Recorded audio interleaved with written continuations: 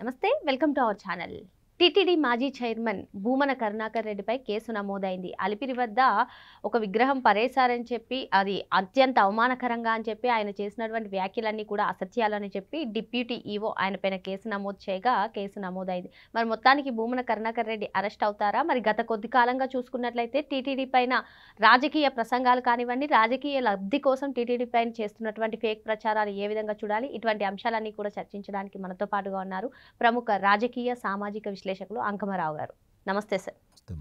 గత కొద్ది కాలంగా చూసుకున్నట్లయితే వైసీపీ టీటీడీ పైన ఎక్కువ రాజకీయాలు చేస్తుందని మనం చెప్పుకోవచ్చు. మరి ఈ నేపథ్యంలోనే భూమన కరుణాకర్ రెడ్డి అలిపిరి దగ్గర ఘోర అవమానం జరిగిపోయింది దేవుడికంటూ ఆయన చేసినటువంటి వ్యాఖ్యలన్నీ కూడా అసత్యాలు, ఇది కూడా ఒక ఫేక్ ప్రచారం అని చెప్పి ఆయనపై అయితే కేసు నమోదైంది. ఈ విధంగా ఒక పుణ్యక్షేత్రం అయినటువంటి టీటీడీని ఉపయోగించుకుని రాజకీయ లబ్ధి పొందడం ఎంతవరకు కరెక్ట్? దీన్ని ఏ విధంగా విశ్లేషిస్తారు మీరు? భూమన కరుణాకర్ రెడ్డి తిరుపతి శాసనసభ్యుడిగా 2 పర్యాయాలు చేశాడు. అలాగే తిరుమల తిరుపతి దేవస్థానానికి చైర్మన్గా 2 పర్యాయాలు నిర్వహించాడు. 3 సార్లు ఆ తిరుమల తిరుపతి ట్రస్ట్ బోర్డులో 3 సార్లు సభ్యుడిగా వ్యవహరించాడు. అలాగే వాళ్ళ అబ్బాయి తొడా వైస్ చైర్మన్గా కూడా చేయటం కూడా జరిగింది. వీళ్ళు మొట్టమొదటి నుంచి కూడా ఇప్పుడు ఏదైతే వివాదం ఉందో, ఇప్పుడు మహావిష్ణువు విగ్రహం అని చెప్పని అతను ఏ విధంగా అయితే గొడవ చేస్తున్నాడో, అది అలిపిరి సమీపంలో ప్రైవేటు వ్యక్తులు అంటే ఈ విగ్రహాల తయారీదారులు అక్కడ నివాసం ఉండి విగ్రహాలు తయారు చేసేవాళ్ళు. ఆ సందర్భంగా ఒక భక్తుడు శనేశ్వరుడి విగ్రహం కావాలి అని చెప్పని ఆర్డర్ ఇవ్వడం కూడా జరిగింది. ఆర్డర్ ఇవ్వడం అది చాలా పెద్దది. అందువల్ల ఆ విగ్రహం తయారు చేసే క్రమంలో భాగంగా ఆ ఆర్డర్ ఇచ్చిన వ్యక్తి చనిపోయినందువల్ల అది సరిగ్గా రూపు కూడా దిద్దుకోలేదు. ఇంకా అంతలోకి చంద్రబాబు నాయుడు గారి అలిపిరి సంఘటన సందర్భంగా అక్కడ వాళ్ళందరినీ ఖాళీ చేసే క్రమంలో వీళ్ళని కూడా ఖాళీ చేయించడం కూడా జరిగింది. ఖాళీ చేయించినప్పుడు ఇది పెద్దది కాబట్టి చిన్న చిన్నవన్నీ ఎత్తుకెళ్ళారా, అవన్నీ అక్కడ వదిలేశారు. దానికి ముఖం కూడా చెక్కలేదు. చెక్కకుండానే వాళ్ళు వెళ్ళిపోవడం కూడా జరిగింది. అయితే అప్పటి నుంచి కూడా అది అక్కడే ఉంటుంది. మరి ఆ రోజు తిరుమల తిరుపతి దేవస్థానం చైర్మన్గా ఉన్నటువంటి కరుణాకర్ రెడ్డి కనపడలేదా? తర్వాత మరి ఆయన కొనసాగుతానే ఉన్నాడు కదా, మరి తర్వాత పాలక మండలిలో కూడా కొనసాగుతానే ఉన్నాడు కదా, కానీ ఆయనకి ఎప్పుడు కనపడలేదు.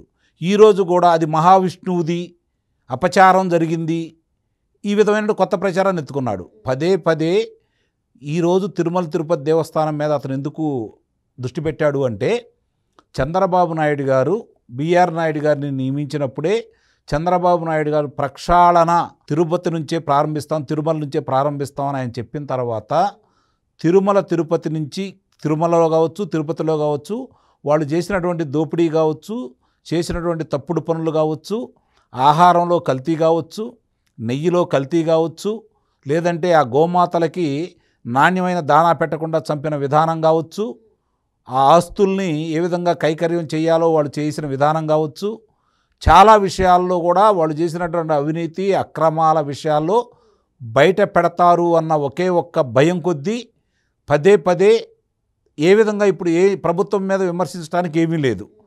తిరుమల తిరుపతికి హిందూ భక్తులందరూ ఎక్కడెక్కడ ప్రపంచంలో వాళ్ళందరూ అధికంగా వస్తారు కాబట్టి రోజుకి 60,000 మంది వచ్చేవాళ్ళు. వాళ్ళు ఉండగా వాళ్ళని తగ్గించడం కోసం నాణ్యమైనటువంటి లడ్డు పెట్టకుండా దాంట్లో నాణ్యత తగ్గించేసి కల్తీ లడ్డు అందరికీ అందజేయడం కూడా జరిగింది. పైన సౌకర్యాలు కూడా సరిగ్గా ఏర్పాట్లు చేయలేదు, శుచి శుభ్రం కూడా పాటించలేదు. ఎందుకంటే భక్తులు రాకుండా ఉండాలనేది వాళ్ళ యొక్క కోరిక, ఎందుకంటే వాళ్ళు అన్యమతస్తులు కాబట్టి. ఈరోజు హిందూ ధర్మం కోసం నేను ఏమైనా చేస్తానన్నప్పుడు అప్పుడు ఏం చేశాడు? అక్కడికి వచ్చేసి వాళ్ళే రోజు జరుగుతూనే ఉంది కదా, ఎప్పటి నుంచో దీని గురించి మాట్లాడుతున్నాడు తిరుమల తిరుపతి ధర్మం. మరి ఇన్ని రోజులు ఎందుకు కనపడలేదు అతనికి? ప్రతి అంశాన్ని అతను ఒక అంశాన్ని బయటకు తీసుకొచ్చిన తర్వాత అది తప్పని చెప్పని వీళ్ళు నిరూపిస్తున్నారు కాబట్టి ఇప్పుడు కొత్త అంశం కావాల్సింది కాబట్టి ఇది గుర్తొచ్చింది. అక్కడ కావాలని కొన్ని శేషాలు వేయించి గందరగోళం చేయించేసి ఈరోజు అది మాట్లాడుతూ ఉన్నాడు. ఈరోజు జరిగింది కాదు కదా విగ్రహం, ఈరోజు పైపెచ్చు మహావిష్ణువు విగ్రహం అని చెప్పని మాట్లాడుతూ ఉన్నాడు. మొట్టమొదటి తప్పది. అంటే ఇప్పటికి పదే పదే కూడా అతను తిరుమల తిరుపతి దేవస్థానం మీద అసత్య ప్రచారాలు చేస్తున్నాడు, కావాలని గందరగోళం సృష్టించడానికి ప్రయత్నం చేస్తున్నాడు. పాలక మండలిని బిఆర్ నాయుడు గారిని చంద్రబాబు నాయుడు గారిని ఇష్టారీతిగా కూడా విమర్శిస్తూ ఉన్నాడు. ఇన్నాళ్ళు ఉపేక్షించడం చంద్రబాబు నాయుడు గారిది అలాగే పాలక మండలిది తప్పని చెప్పైతే నేను భావిస్తున్నాను. ఈ పాటికి ఎప్పుడో కఠినమైన చర్యలు తీసుకొని ఉన్నట్టయితే అతని మీద దీనికి అడ్డుకట్టబడేది. పదే పదే ఇలాంటి అపవాదులు కూడా ఎవరో ఒక భక్తులు నమ్మినా కూడా ఇబ్బందే కదా. కాబట్టి ఇలాంటి వ్యక్తులకి నోటికి తాళం వేయాల్సిన ఆవశ్యకత అయితే నిస్సందేహంగా ప్రభుత్వానికి ఉంది, అలాగే ఈ పాలక మండలి కూడా ఉందని అయితే నేను నిశ్చితంగా చెప్పగలను. పాలక మండలి చైర్మన్గా బిఆర్ నాయుడు గారు అతని మీద కఠినమైన నిర్ణయాలు తీసుకోవడానికి సిద్ధంగా ఉన్నారు. విచారణ జరుపుతున్నారు. వాస్తవాలన్నీ బయటకు తీస్తున్నారు. అతని పరిపాలనలో, అంతకుముందు పరిపాలనలో ఆ ప్రభుత్వం సుబ్బారెడ్డి గారు ఉండగా, అతను ఉండగా చేసినటువంటి దేవదేవుడికి సంబంధించినటువంటి తప్పులన్నీ కూడా వాళ్ళు ఏం చేశారో ఎత్తి చూపే కార్యక్రమంలో ఒక్కొక్కటి వెలుగు చూపుతూనే బయటకు తీసుకొస్తున్నారు. బహిరంగానే హెచ్చరించారు కరుణాకర్ రెడ్డిని. కరుణాకర్ రెడ్డే కావాలని చేస్తున్నాడు ఇవన్నీ కూడా. ఎందుకంటే అతని ఇంట్లో ఏ కార్యక్రమాలు ఎలా జరుగుతాయో అందరికీ తెలుసు, ఏ మతాచారం ప్రకారం జరుగుతాయో కూడా అందరికీ తెలుసు. కాబట్టి అతని గతంలో అతని చరిత్ర కూడా అందరికీ తెలుసు. కాబట్టి ఒక్క అంశాలన్నీ బయటికి తీసుకొచ్చేసి అతన్ని మొహమాటం లేకుండా చెప్పాడు, నిన్ను వదిలిపెట్టను, నువ్వు చేసిన తప్పులన్నిటికీ శిక్ష తప్పదు అని చెప్పని ఆయన కఠినంగా హెచ్చరించారు. ఆ విధమైనటువంటి విధానాలతోటే ఆ అంశాలన్నీ కూడా వెలుగు చూపించేసి విచారణ జరిపించేసి సాక్ష్యాధారాలతోటి అతను శిక్ష వేయించబోతున్నారు బిఆర్ నాయుడు గారు. ఇది నిస్సందేహంగా జరుగుతుంది, రాసిపెట్టుకోండి. సార్, మీరు చెప్పినట్టుగానే టీటీడీ చైర్మన్గా 2 పర్యాయాలు చేశారు భూమన కరుణాకర్ రెడ్డి. అప్పుడు ఆయన చాలా అవకతవకలకు పాల్పడ్డారని కేసులు కూడా నమోదయ్యాయని చెప్పి ఇప్పుడు అరెస్ట్ చేస్తారనే ఊహాగానాలు వినిపిస్తున్నటువంటి నేపథ్యంలో కావాలనే ఇటువంటి కామెంట్స్ చేశారని చెప్పి కొన్ని కథనాలు అయితే వినిపిస్తున్నాయి. దీనిపైన మీరేమంటారు? వాళ్ళు అతన్ని మాట్లాడిన ప్రతిదానికి ఈరోజు సాక్ష్యాధారాలు చూపించి తప్పుడు మాటలు మాట్లాడినందుకు అతను శిక్షలు కనుక ఇవ్వకపోతే ఇదే విధంగా పదే పదే మాట్లాడుతూ ఉంటాడు అతను. ఎందుకంటే వాళ్ళు ఒక ఏజెండాను పెట్టుకున్నారు. ఆ ఏజెండా ప్రకారం తిరుమల తిరుపతి గురించి రోజుకొక అసత్యాలు మాట్లాడటానికి భూమన కరుణాకర్ రెడ్డికి అప్పచెప్పారు. కాబట్టి అతను బయట ఉన్నంత వరకు ఇదే పదే పదే మాట్లాడుతూనే ఉంటాడు.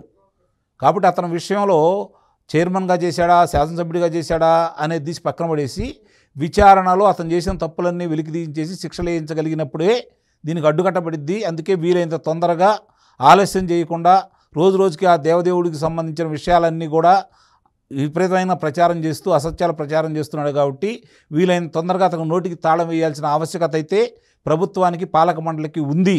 పాలక మండలి చిత్తశుద్ధి కూడా వెళ్తూ ఉంది. అలాగే చంద్రబాబు నాయుడు గారు కూడా దీని మీద దృష్టి పెట్టారు. కాబట్టి వీలైన తొందరగా దానికి అడ్డుకట్ట వేసే క్రమంలో అతన్ని అదుపులో తీసుకుంటారని అయితే నేను భావిస్తున్నాను. మరి పుణ్యక్షేత్రం అయినటువంటి టీటీడీ తిరుపతి పైన ఇటువంటి బురద జల్లే వాళ్ళకి నోటికి తాళం వేయాలని, వారిపైన కఠిన చర్యలు తీసుకోవాలని చెప్పి సార్ డిమాండ్ చేస్తున్నారు. మరో అంశంతో మళ్ళీ కలుద్దాం.